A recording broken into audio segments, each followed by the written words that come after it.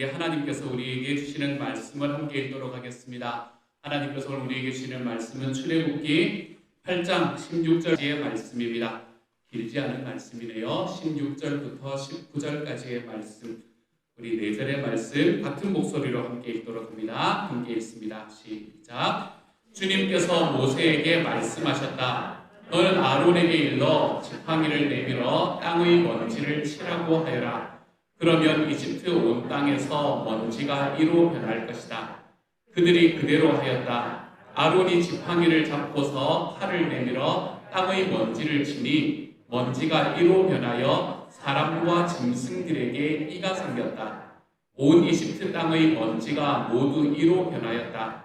이와 같이 하여 자기들의 술법으로 이가 생기게 하려 번져 나갔다. 마술사들이 바로에게 그것은 신의 권능이 아니고서는 할 수 없는 일이라고 말하였다. 그러나 주님께서 말씀하신 대로 바로는 여전히 고집을 부리고 그들의 말을 듣지 않았다. 아멘. 아멘. 2004년 12월 26일입니다. 혹시 기억하시는 분이 계시나요? 어떤 일이 있었는지? 2004년 12월 26일 인도네시아에서는 인류 역사상 최악의 쓰나미가 발생해서 약 23만 명 정도 되는 사람들이 목숨을 잃게 되었습니다.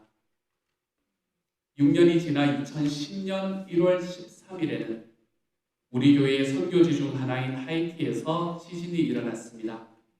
그때 당시에 22만 명, 부상자는 30만 명에 이르렀습니다. 1년이 지난 2011년에는 소위 동일본 대지진이 일어나서 후쿠시마 원전이 완전히 파괴됩니다. 그 영향은 지금까지도 미치고 있고 이 영향이 언제 끝날지 알지 못하는 상황에 놓여져 있습니다. 2015년에는 네팔에서 대지진이 일어납니다. 9,000명에 이르는 사람들이 목숨을 잃었고 약 22,000명의 사람들이 다치게 되었지요. 작년에는요, 하이티에 다시 지진이 일어나서 2,000명이 넘는 사람들이 덴마크의 기상연구소의 보고서를 바탕으로 한 CNN의 2021년 8월 1일의 보도에 따르면 그로부터 며칠 전인 7월 27일 하루에만 그린란드에 있는 빙하만 85억 톤이 녹았다라고 이야기합니다. 서울시 전체 넓이에 두께가 15m가 되는 거대한 얼음덩이가 하루아침에 녹아버린 것이죠. 25일부터 3일간을 따져보면 184억 톤의 얼음이 그린란드에서만 녹았다라는 결과가 나타납니다. 지구는 점차로 따뜻해져 가고 있고 이는 우리가 살아가고 있는 이곳에서도 구체적인 기후의 변화로 경험할 수 있게 되는 것 같아요. 하나님께서 우리가 살아가는 이 세상은 사실은 하나님께서 선하게 창조하신 피조물입니다. 창세기 1장을 읽다 보면 하나님께서 자기가 만드신 피조물들을 바라보시면서 보시기에 좋았더라 라는 말이 여러 번 반복되어 있는 것을 바라봅니다. 첫 창조 때 보시기에 좋았던 이 세상은 지금은 우리의 눈으로 보기에는 그렇게 보기가 좋지 않은 모습으로 변해가고 있는 것처럼 보입니다. 왜 그럴까요? 하나님의 창조 질서가 깨어지고 있기 때문입니다. 그런데 이런 모습은 우리 세대에서만 보이는 일은 아닌 것 같습니다. 하나님께서 이집트에서 행하신 재앙들이 있습니다. 10가지의 재앙들이 있지요. 그 10가지의 재앙들에는 동물들이 많이 사용되었습니다. 드러나 보셨습니까, 여러분? 피계, 인파, 악도구, 매흑장입니다. 그러니까 신학교 준비를 하려면 반드시 외워야 되는 시험에 나올지 모르는 것 중에 하나입니다. 피계, 인파, 악도구, 매흑장. 제가 이걸 쓰고 영어 번역을 맡기면서 이게 도대체 무슨 의미인지 아실까 싶은 생각이 막 들었는데 어쨌든 10가지의 재앙을 하나님께서 주십니다. 이 10가지의 재앙 중에서 개구리, 이 파리, 메뚜기 이 4가지의 재앙이 동물들과 직접 연결되어 있지요. 인간들은 하나님께서 동물들을 통해서 그들에게 주시는 이 재앙 앞에서 속수무책이었습니다. 당시 구약 세계 전체에서 가장 최고의 권력을 지니고 있었다던 바로의 권력도 이것들을 억제할 수가 없었어요. 바로가 개구리 앞에 나타나서 개구리야 없어져라 한다고 없어지는 게 아니었다는 말이지요. 그 당시에 이집트 사람들이 쌓아왔던 인간의 문명도 이 동물들 앞에서는 무력하기는 마찬가지였습니다. 그들은 거대한 피라미드를 지을 수 있는 문명이 있었습니다. 그렇지만 이 하나님이 그들을 치시기 위해서 보내신 동물들은 그들의 힘으로는 어떻게 할 수가 없었어요. 자, 그러면 여기서 우리는 하나님께서는 왜 동물들을 등장하게 하심으로써 이집트 사람들에게 재앙을 주셨는가라는 그 하나님의 의도가 무엇인지가 궁금해집니다. 궁금해지시는 거죠, 그렇죠? 그냥 그러려니 하시면 그렇습니다, 여러분. 이게 궁금해집니다. 왜 하나님께서 동물들로 사람들에게 재앙을 주셨을까? 먼저 여기에는 눈에 보이는 명확한 한 가지의 의도가 있습니다. 여기에서 나오는 동물들, 하나님께서 사용하신 동물들은 이집트 사람들이 신이라고 여겨서 숭배하던 존재들에 대한 하나님의 심판, 이 성격을 가지고 있다는 것은 너무 분명히 보입니다. 그러므로 이것은 그냥 이집트에서 일어나는 일상적인 재앙의 의미를 넘어서 여기에는 뭐가 들어있냐면 영적인 전쟁의 의미가 들어와 있는 거예요. 히브리 백성의 하나님과 이집트 백성들이 섬기던 그 신들, 동물로 대표되는 그 신들과의 전쟁의 의미가 포함되어 있는 거지요. 이 영적인 전쟁을 통해서 이집트 사람들이 사랑하던 신들을 이기고 승리하시는 하나님의 모습, 이런 것들을 이제 보여주시려고 하셨던 게 이 10가지의 재앙 속에서 하나님께서 나타내고 싶어 하셨던 명확한 한 가지의 의미라면 이 의도 외에 또 다른 숨어있는 의도가 있습니다. 요거는 사실은 잘 보이지 않는 하나님의 또 다른 의도라고 할 수 있는데요. 이것은 뭔가 하면 하나님께서는 처음 세상을 창조하셨을 때 인간에게 동물을 포함해서 창조 세계를 다 다스릴 수 있는 권한을 주셨어요.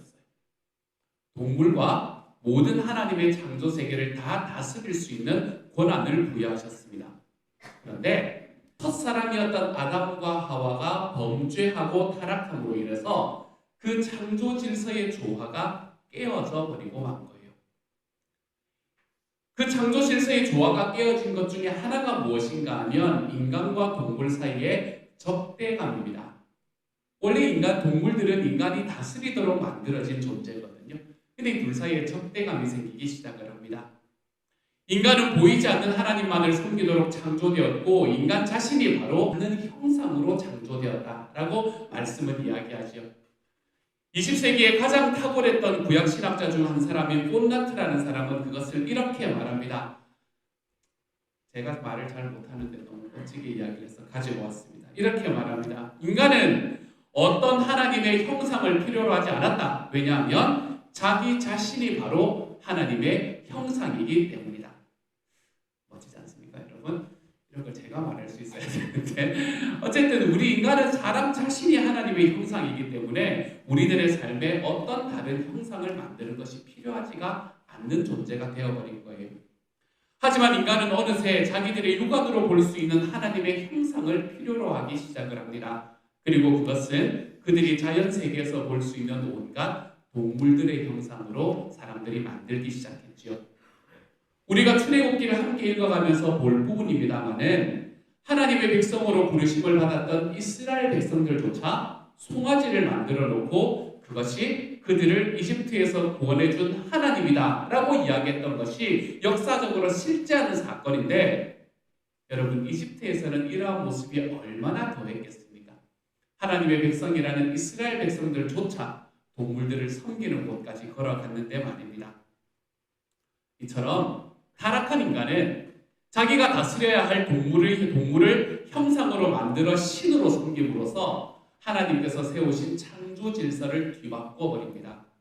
그랬기에 하나님께서는 이 재앙을 통해서 그들이 섬기는 동물들이 인간을 지배하게 될 때 그들을 어떻게 괴롭힐 수 있으며 그들이 어떻게 비참한 부조화의 결과를 경험할 수 있는가를 그들이 맛보게 만들어 버리신 것이지요. 동시에 하나님께서는 모든 하나님의 피조물에 대한 하나님의 능력을 보이시면서 하나님만이 창조의 하나님이다 라는 이 사실을 이스라엘 백성들은 물론 이집트 사람들에게도 다 알려버리셨습니다. 여러분 그 당시에 이집트 사람들에게는 동물이었지만 우리에게도 이 하나님의 창조 질서를 뒤집어 버리는 것들이 우리 삶에도 존재합니다. 하나님의 이미지와 스타일을 따라 창조된 인간은 하나님을 섬기고 하나님의 대리 통치자로서 이 땅을 다스릴 책임을 가지고 있는 존재입니다. 그런데 우리가 이런 질서를 뒤바꾸어서 하나님 외에 다른 무언가가 신이라고 생각하고 섬기는 그 신이 우리를 지배하는, 하나님께서는 사람을 만드셔서 자기의 형상을 심으시면서 이 모든 것들을 너희는 다스리는 존재가 될 것이다 라고 이야기하십니다. 그런데 오늘날 돈의, 건강의, 시간의, 성공의, 관계의 노예가 되어서 살아가는 많은 사람들은 바로 이런 하나님이 보여주시는 비참함을 경험하며 살아가는 것이 아니고 무엇이겠습니까? 하나님의 창조 질서를 뒤집어서 나는 하나님을 섬기고 주님께서 나에게 맡겨주신 권리와 책임으로 내가 이 세상에 있는 것을 다스리며 살아가야 되는 인간이 자기가 가지고 있는 그 창조의 질서를 뒤바꿔 버리면서 내가 다 섬기기 시작을 할 때 바로 이러한 상황을 한 가지로 표현할 수 있는 단어, 그 단어가 바로 혼돈이라는 단어입니다. 그래서 우리는 혼돈 속에서 살아가고 있는 존재입니다. 하나님께서 하나님으로, 그리고 인간이 인간의 자리에 있고 다른 모든 피조물들이 다 자기의 자리를 지킬 때 세상은 질서를 가지고 조화롭게 움직일 수 있습니다. 그러나 인간이 피조물을 하나님보다 높이기 시작할 때 하나님의 질서와 조화는 되어 있지요. 그때 세상을 지배하는 것이 무엇인가요? 그때 세상을 지배하는 것은 바로 혼돈의 세력이 세상을 지배하기 시작합니다. 이 상황을 가장 잘 묘사해주고 있는 곳, 제가 생각하기에는 로마서 1장 22절의 말씀부터입니다. 그 중에 3절의 말씀만 같이 한번 읽어보도록 하십시오. 있습니다. 시작! 사람들은 스스로 지혜가 있다고 주장하지만 실상은 어리석은 사람이 되었습니다. 그들은 썩지 않는 하나님의 영광을 썩어 없어질 사람이나 새나 네발 짐승이나 기어다니는 동물의 형상으로 바꾸어 놓았습니다. 사람들은 하나님의 진리를 거짓으로 바꾸고 창조주 대신에 피조물을 씁니다. 아멘. 아멘. 세상은 그렇게 바뀌어 갈 것이다 라고 하나님께서는 말씀하고 계시는 겁니다. 그런데 이런 혼돈이 우리들의 삶 속에 일어나고 있다는 사실보다 더 큰 문제가 있습니다. 그건 뭔가 하면 우리는 이 혼돈 속에서 살아가면서도 이것이 혼돈이라고 여기지 못하는 무감각한 마음을 지니고 있다는 거예요. 괜찮다고 생각하는 겁니다. 괜찮다. 이 정도는 괜찮은 거지 라고 생각하는 마음이 우리 안에 있다는 사실이 더 큰 문제입니다. 왜 이런 마음이 생겨나는 걸까요? 하나님께서는 그들이 그 마음의 정욕대로 더러움에, 부끄러운 욕심에, 그리고 상실한 마음에 내어버려 두셨다라고 말씀은 이야기합니다. 하나님께서 너희가 그렇게 살고 싶으냐? 그것이 좋으냐? 그럼 그렇게 한번 살아봐라 라고 이야기하시기 시작을 하니까 우리는 우리들의 삶을 혼돈 속에서 살아가고 있음에도 불구하고 우리는 그것이 문제인 것조차 알지 못하며 살아가는 삶을 살게 되어버린 것이죠. 여러분, 내가 정말 내 삶을 뒤집어 엎어버리는 이런 혼돈 속에 살아가고 있는데도 이게 내가 지금 잘못 살고 있음조차도 모르는 삶, 이것이야말로 하나님의 심판이 아니고 무엇이겠습니까? 여러분? 지금은 어느 때보다 더 놀라운 과학의 성취와 지식을 우리는 가지고 살아가도 사람들은 헛된 신을 숨기고 자기의 도덕적이고 윤리적인 능력들을 입증하지를 못합니다. 오늘의 말씀 속에서 하나님의 분명한 심판이 일련의 재앙들로 나타나고 있음에도 불구하고 영적으로 반응하지 못하는 바로와 그의 신하들과 그의 백성들의 모습과 오늘날 이 땅을 혼돈 속에서 살아가고 있으면서도 회개하지 않고 여전히 죄악 속에서 살아가면서도 자기 자신이 여전히 옳다고 된 모습과 무엇이 다릅니까? 로마서 1장 32절은 이런 점에서 결코 우리에게 생소할 수가 없는 32절은 이렇게 말합니다. 그들은 이와 같은 일을 하는 자들은 죽어야 마땅하다는 하나님의 공정한 법도를 알면서도 자기들만 이런 일을 하는 것이 아니라 이런 일을 저지르는 사람을 두둔하기까지 합니다. 바로와 그의 백성들, 바로와 그의 신하들이 살아가던 그 모습이나 지금 우리가 이 모든 것들이 질서가 뒤바뀌어 있는 이 창조 질서가 뒤집어 엎어진 과정 속에서 살아가고 있으면서도 이것이 아무것도 아니라고 경험하고 그렇게 이야기하며 그렇게 사는 것도 괜찮지, 한 인생 사는 것이다 라고 이야기하는 우리의 삶과는 하나도 다른 점이 없는 거예요. 그런데 여기서 한 가지 분명한 것은 하나님의 존재와 능력을 깨닫게 되는 방식은 바로 이런 혼돈 속에 처해 있을 때라는 사실입니다. 그러므로 위기는 기회가 되는 거예요. 여러분, 삶의 과도 같은 큰 일이 닥쳤을 때 예수님을 알고 믿게 되는 때가 있지 않습니까? 그렇죠? 평소 때는 모르다가 예수 뭐도 없고 예수라는 존재가 어떤 존재인지도 내가 알지 못하다가 내 삶에 진짜 큰 어려움이 찾아왔을 때, 내 힘으로는 도저히 어떻게 할 수 없는 어려움들이 내 삶에 찾아왔을 때 비로소 나를 넘어서는, 나의 능력을 넘어서는 그 존재가 있을 수 있는가라는 마음으로 하나님을 찾아왔다가 그 안에서 신앙을 가지게 되는 경우를 우리는 우리 주변에서 자주 볼 수 있지 않습니까? 그렇죠? 그래서 나의 삶이 혼돈 속에 빠져있는 그때가 우리의 삶이 절망할 때가 아니라 오히려 기회가 될 수 있는 때가 됩니다. 이처럼 하나님을 발견할 수 있는 기회가 이 혼돈 속에서 찾아오는 겁니다. 사실 하나님께서 이집트에 10가지 재앙을 주실 때 의도하였던 바가 바로 이겁니다. 여러분, 하나님께서는 이집트 백성들을 너무나 싫어하시고 미워하셔서 내가 10가지 재앙으로 너희를 다 죽여버리라 이야기하시는 분이 아닙니다. 하나님께서는 하나님께서 그들에게 주시는 이 모든 재앙들을 바라보면서 혼돈 속에서 살아왔던 자기의 모습과 능력 있으신 하나님을 좀 깨달으며 살아가라 라고 이야기를 하고 싶었던 것이 하나님께서 이집트 사람들에게 하고 싶었던 말씀이었던 것이죠. 그래서 우리는 이 혼돈 속에서 하나님을 경험할 수 있게 됩니다. 내가 혼돈 속에 살아있다는 것을 깨닫게 될 때 우리는 거기서 하나님을 경험하게 되는 거예요. 그런데 오늘의 말씀은 이처럼 하나님의 능력을 깨닫게 되는 또 하나의 방식을 이야기해 주고 있습니다. 그건 뭔가 하면요, 사람이 전능자이신 하나님의 능력을 이길 수 없다는 것을 알게 될 때 우리는 하나님 앞에서 우리 하나님을 믿고 주님 앞으로 나아갈 수 있는 길을 걸어갑니다. 다시 말해 볼게요. 사람이 전능자이신 하나님의 능력을 이길 수 없다는 것을 알게 될 때 우리는 하나님을 찾을 수 있게 되는 겁니다. 19절의 말씀입니다. 함께 한번 읽어봅니다. 마술사들이 바로에게 했다. 그러나 주님께서 말씀하신 대로 바로는 여전히 고집을 부리고 그들의 말을 듣지 않았다. 아멘. 이집트 사람, 바로가 세상 만물의 질서를 주관하는 신이다라고 여겼던 사람들입니다. 하지만 하나님으로부터 비롯된 재앙이 올 때마다 자기들이 신으로 추앙하고 있던 그 바로는 속수무책인 거예요. 속수무책. 이집트의 마술사들과 지혜자들을 불러 모아서 그들을 통해서 모세가 행하는 기적들을 좀 따라해보는 것 이외에는 아무런 다른 일을 할 수 없는 존재가 바로구나라는 걸 자기 눈앞에서 보게 되는 거예요. 이들은 처음에는 모세와 아론을 자기들과 같은 마술사로 여겼을 겁니다. 그래서 이들이 무언가를 해내니까 이집트의 마술사들도 그들과 똑같은 것을 하기 시작을 하잖아요. 그들도 뱀을 만들고 지팡이로 뱀을 만들었고 물을 피로 변하기도 하였으며 개구리가 많아지기도 하였습니다.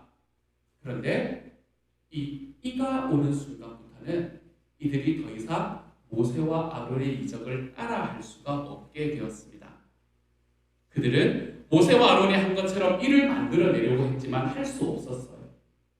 모세와 아론을 만나면 만날수록 그들은 자기들이 이 모세와 아론과 싸우는 것이 아니라 더 크신 하나님과 싸우고 있다는 사실을 알게 되었을 겁니다. 그래서 이 사람들이 바로에게 이렇게 말하는 거예요.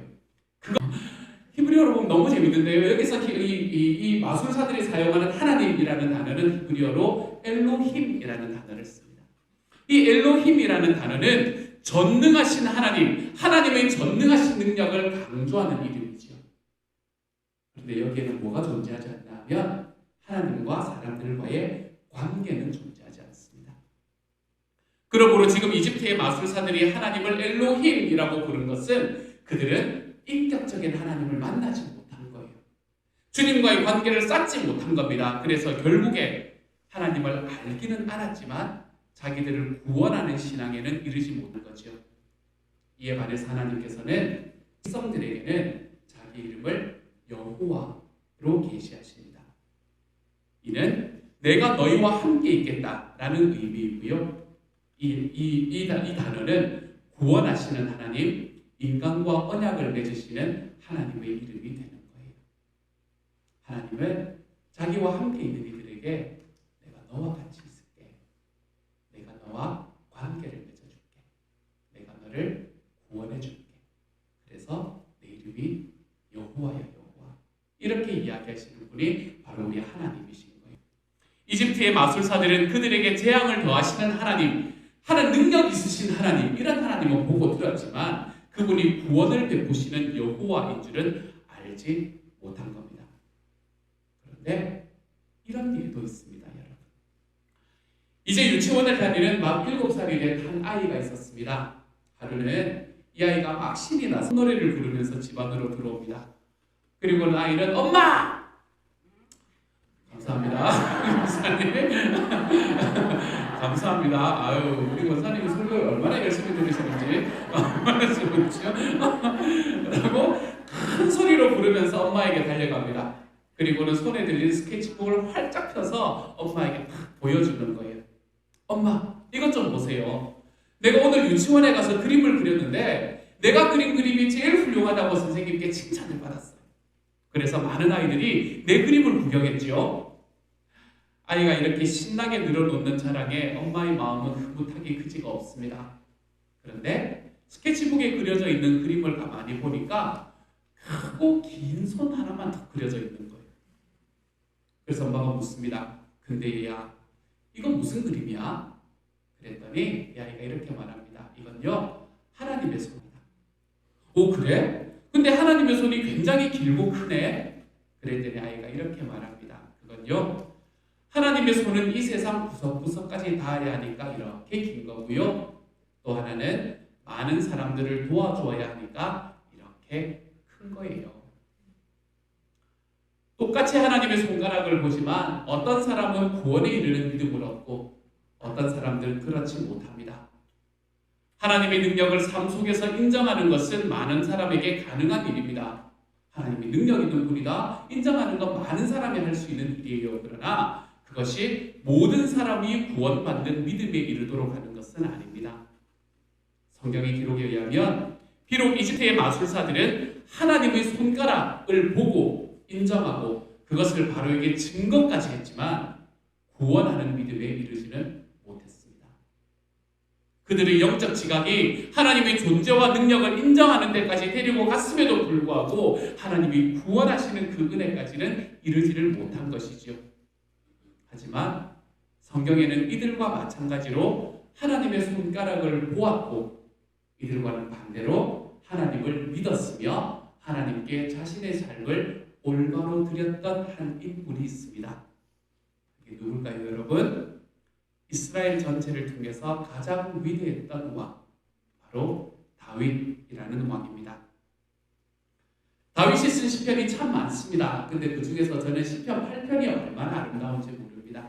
시편 8편에서 이렇게 찬송합니다. 3절의 말씀만 같이 한번 읽어보죠. 시작. 주님께서 손수 만드신 저 큰 하늘과 주님께서 친히 달아놓으신 저 달과 별들을 내가 봅니다. 아멘. 다윗은 이 시편에서 하나님께서 창조하신 모든 창조 세계를 바라보고 경탄하면서 하나님을 찬송합니다. 그는 하나님께서 인간에게 이 모든 창조 세계를 다스리게 하셨다는 사실을 인정합니다. 그리고 하나님이 창조하신 해, 달, 별들, 또 온갖 집짐승과 들짐승까지도 하늘을 나는 새와 바다에서 놀고 있는 물고기들 모두가 인간이 섬겨야 하는 신의 형상이 아니라 인간이 하나님을 부를 때 그냥 능력 있으신 신이라는 엘로힘이라고 부르는 대신에 주 우리 하나님이라고 자기와 관계하고 있는 것을 볼 수 있는 거죠. 구원하는 하나님의 손에 붙잡혀서 살아갈 때 때 우리의 삶은 하나님의 창조 질서에 합당하게 살아갈 수 있게 됩니다. 주님께서 이 땅에서 내가 다스리라고 만든 그 모든 것들을 나의 삶의 우상으로 놓고 살아가지 않을 수 있는 방법이 바로 거기에서 나타나는 거예요. 우리의 삶은 주님의 손에 붙잡혀서 살아갈 때 주님의 창조 질서에 맞게 살아감으로 빛날 수 있게 되는 길로 걸어가게 됩니다. 사랑하는 여러분, 저와 여러분은 하나님의 이미지와 스타일을 따라서 창조된 존재입니다. 그러므로 하나님을 섬기고 하나님의 대리 통치자로서 이 땅을 다스릴 책임을 우리는 모두가 가지고 있습니다. 우리가 다스릴 우리 위에 놓고 그것을 우상으로 여기며 섬기고 살아가지 마십시오. 그것이 우리의 성공이건 우리의 건강이건 자녀이건 관계이건 무엇이건 간에 그것이 하나님의 자리를 차지하지 않도록 하십시오. 차라리 나를 구원하실 수 있는 능력이 있으시고 나를 구원하실 수 있는 관계를 맺어가시는 이 주님의 손에 잡혀서 살아가는 삶이 되어가십시오. 하나님의 손에 때 우리는 비로소 혼돈이 아니라 하나님의 질서 안에서 온전하고 행복하게 살아갈 수 있는 사람이 되어갈 수 있을 것입니다. 이재철 목사님의 글을 소개합니다. 스페인에서 피카소가 타계하기 직전 병상에서 그린 그림을 보았습니다. 작은 용지에 연필로 스케치한 사람이 저였다면 그 종이는 이미 쓰레기로 버려져 형체도 없이 사라지고 말았을 것입니다. 그러나 위대한 피카소에 잡혀 있었기에 그 작고 볼품없는 종이가 어엿한 예술품으로 지금까지 대접받고 있습니다. 이처럼 쓸모없어 보이는 종이 한 장도 누구 손에 잡혀 있느냐에 따라 쓰레기로 미가 있고 빛이 납니다. 아무리 많은 돈과 권력을 소유해도 세상에 사로잡혀 산다면 하나님 보시기에 그런 인생은 쓰레기와 같을 뿐입니다.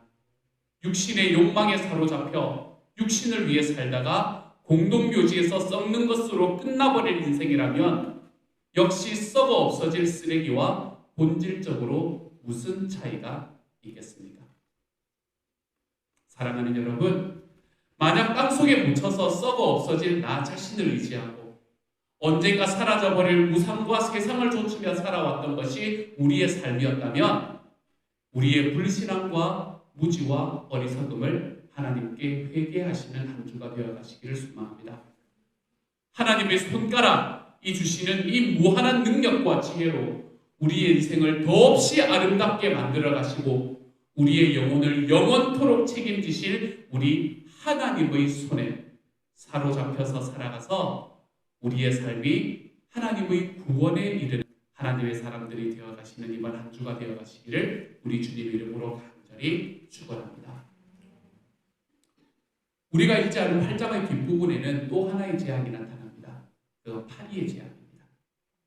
이집트의 마술사들과 지혜자들이 바로에게 지금 일어나는 일은 하나님의 손가락이 아니면 할 수 없는 일이라고 말했음에도 불구하고 바로는 자기 마음에 있는 고집을 꺾지를 않습니다. 얼마나 고집스러운 사람 같죠, 그렇죠? 쇠심줄 같은 고집들. 그래서 이가 없어지자마자 자기가 했던 약속을 싹 다 뒤집어 엎어버립니다. 그래서 하나님께서는 그에게 파리의 재앙을 더하셨습니다. 이 파리의 재앙부터는 하나님의 또 다른 증거가 하나 더해지는데 그것은 이스라엘 자손이 거하는 고센 땅에는 하나님의 재앙이 더 이상 임하지 않았다는 것입니다.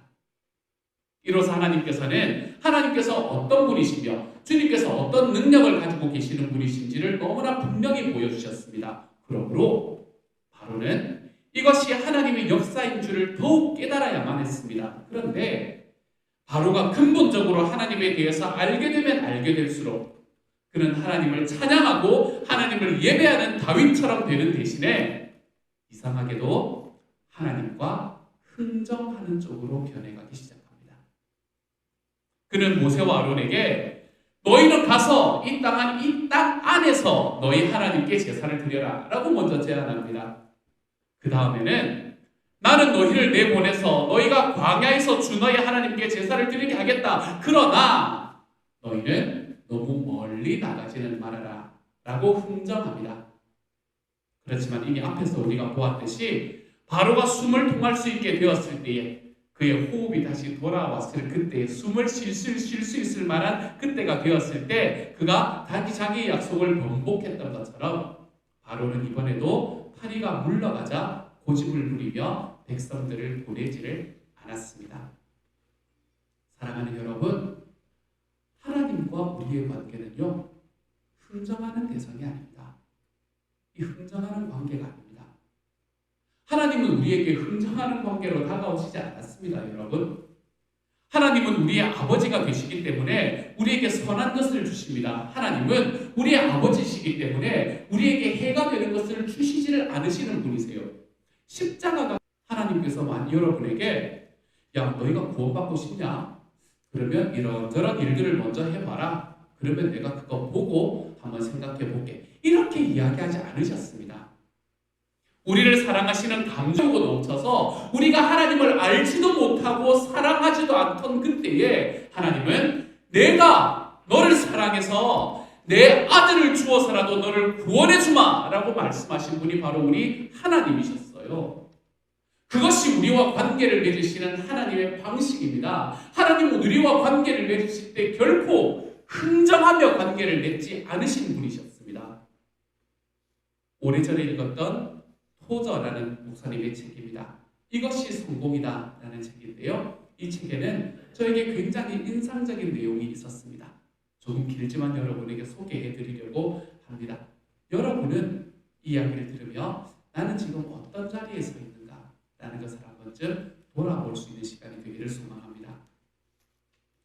하나님을 상대로 흥정하지 말라. 하나님을 상대로 흥정하려는 사람들이 너무 많다. 를 들고 계산을 하면서 하나님께서 저에게 복을 주신다면 제가 얼마를 헌금으로 드리겠습니다 라고 기도한다. 좀 더 편하게 살겠다는 얄팍한 계산에 능한 우리는 어떻게든 하나님을 상대로 흥정을 하려고 애쓰는 경향이 있다. 그리하여 우리는 주여 저는 복을 받기를 원합니다. 하지만 너무 큰 대가를 내는 것은 싫습니다. 이 문제를 놓고 하나님과 의논하고 싶습니다 라고 기도한다. 당신이 이런 기도를 드린다면 하나님은 어떻게 대답하시겠는가? 하나님은 이렇게 대답하실 것이다. 나는 이런 문제를 놓고 너와 의논할 수 없다. 내 법은 변할 수 없다. 내 뜻은 이미 성경에 분명히 계시되어 있다. 이런 문제는 의논할 성격의 문제가 아니다. 그러므로 너가 내 뜻을 따라라. 그러면 복을 받을 것이다. 만일 너의 뜻대로 산다면 너는 모든 것을 잃어버릴 것이다. 구원에 대한 우리의 이해가 유치원생 수준의 이해에 머무는 경향이 있다. 다시 말해 우리는 구원의 목적이 우리를 행복하게 만드는 것이라고 믿는 경향이 있다. 이런 경향은 곳곳에서 감지된다. 심지어 행복해지는 법을 가르쳐 준다고 자처하는 책들도 예수님을 받아들이세요. 그러면 기쁨을 얻을 것입니다. 라고 가르친다. 그러나 구원의 목적은 우리의 마음을 즐겁게 해주는 것에 있는 것이 아니라 우리의 거꾸로 된 가치관을 바로잡아 하나님께 영광을 돌리는 데 있다. 구원은 하나님을 높이고 우리를 낮추어 티끌 중에 거하게 하는 것이다. 이렇게 우리를 낮출 때 하나님은 우리를 나를 따라오려거든 자기를 부인하고 날마다 제 십자가를 지고 나를 쫓을 것이니라 라고 가르치셨다. 이것이 바로 진정한 성공이다. 이런 성공을 체험하는 자들은 자연 속에서 온전히 만족할 수 있고 성장과 결실을 통해 하나님 나라에서 유용한 존재가 될 수 있으며 지극히 거룩하신 하나님을 아는 황홀한 지식을 얻을 수 있다. 그러나 이런 것이 거저 주어지는 것은 아니다. 우리가 하나님을 높이고 우리 자신을 낮출 때 이런 것이 주어진다. 당신은 진심으로 나의 하나님, 나보다 높아지소서.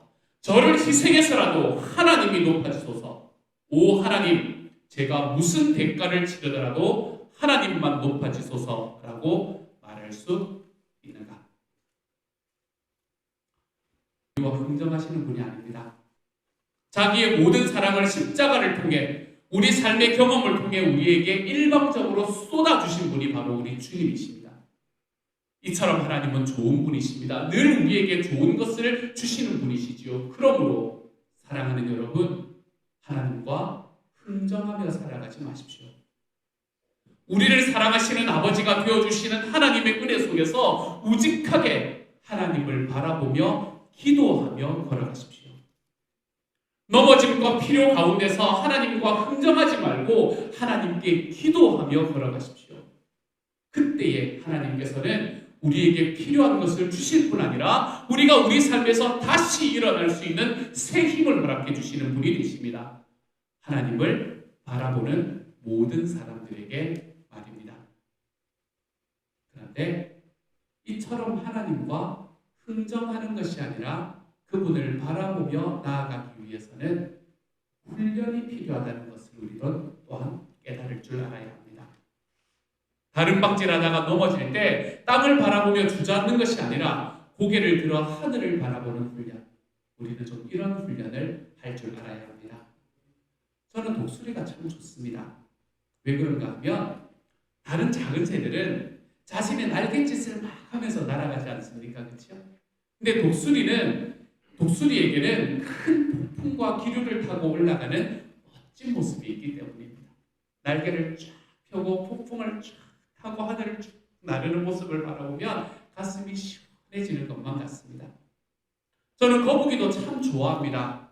왜 그런가 하면 그의 우직함 때문입니다. 거북이는 빠르지는 않습니다. 하지만 목표를 향해 끊임없이 걸어갑니다. 느리지만 묵묵히 한 걸음씩 전진하지요. 사랑하는 여러분, 이번 한 주 살아가시면서 여전히 하나님과 흥정하고 있는 나의 모습이 보인다면 우리 하나님 앞에 좀 회개하고 내려놓을 수 있는 저와 여러분이 되시기를 소망합니다. 이 말을 같이 한번 읽어보십시다. 제가 먼저 읽을 테니까 따라 읽어주세요. 주님은 흥정하는 대상이 아니라 기도하는 대상이다. 화면에 나와 있죠, 그렇죠? 주님은 흥정하는 대상이 아니라 기도하는 대상이다. 여러분, 이 사실을 좀 분명히 깨달을 수 있기를 소망합니다. 그래서 우직하지만 때로는 느릴 수 있지만 그분의 손가락의 능력을 기대하며 내가 지금 살아가는 삶의 환경을 넘어서서 우리에게 찾아오시는 하나님의 은혜, 그것을 깨닫고 그것으로 인해서 내 주님께 감사하며 이번 한 주를 걸어가 보실 수 있는 하나님의 사람이 되시기를 우리 주님의 이름으로 축복합니다. 우리의 삶에는 여전히 파도가 올 겁니다. 우리의 삶에는 여전히 풍랑이 올 겁니다. 하지만 거기에 나의 날개를 쫙 펴고 우리 주님께서 나에게 주신 그 풍랑과 바람과 파도를 넘어 걸어가 볼 수 있는 하나님의 사람, 사랑하는 여러분, 저는 저와 여러분이 이러한 길로 하나님 앞에 걸어가므로 내 주님께 나의 몸을 맡기고 걸어가기 때문에 내가 이 모든 것을 넘어갈 수 있습니다. 우리 하나님 앞에 고백하며 걸어가는 우리 주님의 사람이 되어가시기를 우리 주님의 이름으로 간절히 소망합니다. 말씀 응답해서 2분간 함께 기도하며 나아갑니다. 마지막 페이지 넘겨주시고요. 이 시간 세 가지를 놓고 하나님 앞에 기도합니다. 만물의 창조자이신 하나님의 대리 통치자로 살아가면서 우리 삶 속에서 하나님의 올바른 질서를 회복하며 살아가기를 기도하십시다. 우리가 다스려야 하는 것들의 노예가 되지 않기를, 우리 삶 속에서 하나님의 권위를 인정할 수 있기를 위해서 기도하십시다. 또한 하나님과 흥정하는 삶이 아니라 그분의 손가락이 이루시는 일로 인해 감사하고 기대하며 기도하는 훈련을 하면서 살아가보는 이번 한 주가 될 수 있기를 기도하십시다.